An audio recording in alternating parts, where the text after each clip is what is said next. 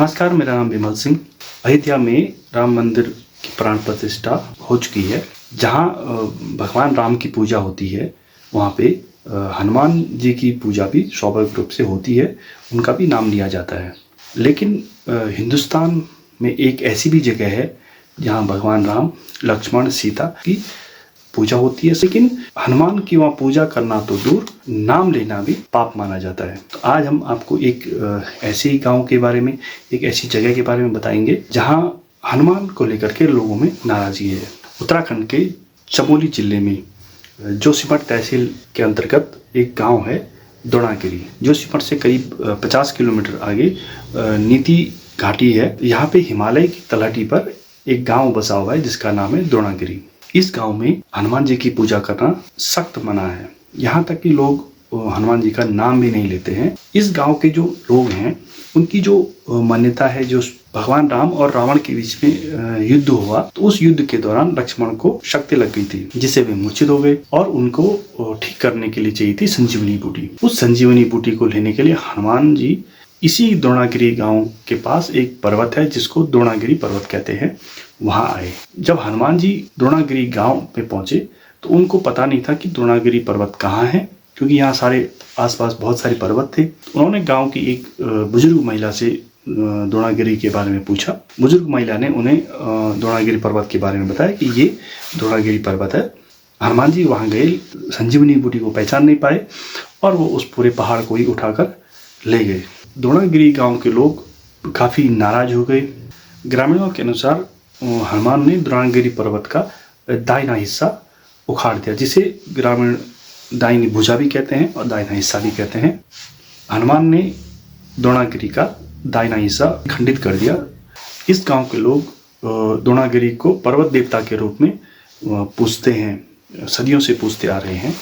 ग्रामीण जिसे देवता के रूप में पूजते हैं, उस पर्वत का एक हिस्सा हनुमान जी उखाड़ कर ले गए थे। इसी वजह से ग्रामीण हनुमान जी से नाराज हैं। जोशीमठ से करीब 50 किलोमीटर दूर सीमांत क्षेत्र की नीति घाटी में 14,000 फीट की ऊंचाई पर है द्रोणागिरी। हिमालय की तलहटी में बसा ये गांव बहुत ही सुंदर, बहुत ही खूबसूरत है। गांव के लोग हर साल करीब जून माह में पर्वत देवता की पूजा करते हैं।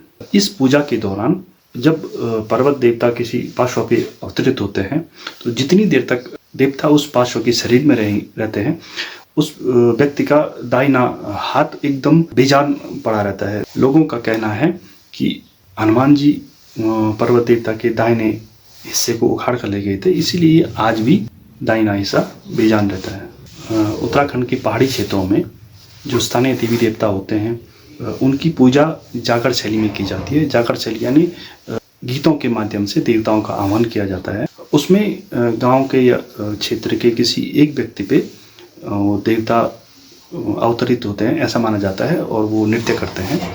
जिस व्यक्ति के शरीर में देवता अवतरित होते हैं उसे पार्श्व कहा जाता है। इसी वजह से द्रोणागिरी गांव के लोग हनुमान जी से आज भी नाराज हैं। उस गांव में न तो हनुमान जी का कोई मंदिर है, न कभी उनकी पूजा होती है।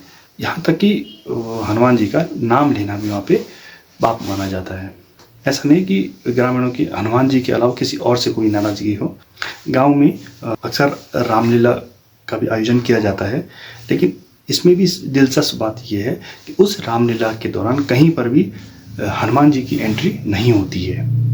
ये एक बड़ी दिलचस्प बात है कि रामलीला का आयोजन होता है और उसमें हनुमान जी की एंट्री नहीं होती है। इस वजह से वहाँ की जो रामलीला हो 3 या 4 दिन, ज़्यादा 5 दिन में संपन्न हो जाती है। इसमें राम जन्म, सीता स्वयंवर और उसके बाद सीधे राज्य अभिषेक कराया जाता है। इसमें जिस भी जगह पे हनुमान की एंट्री होती है, उस पूरे हिस्से का मंचन वहाँ पे नहीं होता है। और ये परंपरा इस गांव में सदियों से चली आ रही है। द्रोणागिरी गांव में भोटिया जनजाति के करीब 100 से अधिक परिवार निवास करते हैं।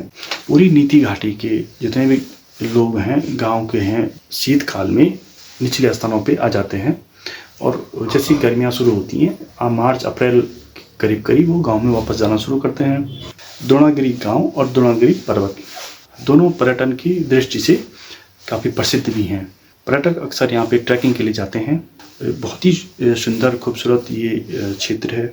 इस क्षेत्र में जाने का सबसे जो अच्छा समय होता है मई जून का समय माना जाता है, जिस समय गर्मियाँ होती है, उसके बाद बारिश हो जाती है और सर्दियों में तो ये गांव यहाँ खाली हो जाते हैं। यहाँ से लोग निचले स्थानों पर प्रवास के लिए आ जाते हैं। तो आपको हमारी ये जानकारी कैसी लगी, हमें कमेंट बॉक्स में ज़रूर बताइएगा। नमस्कार।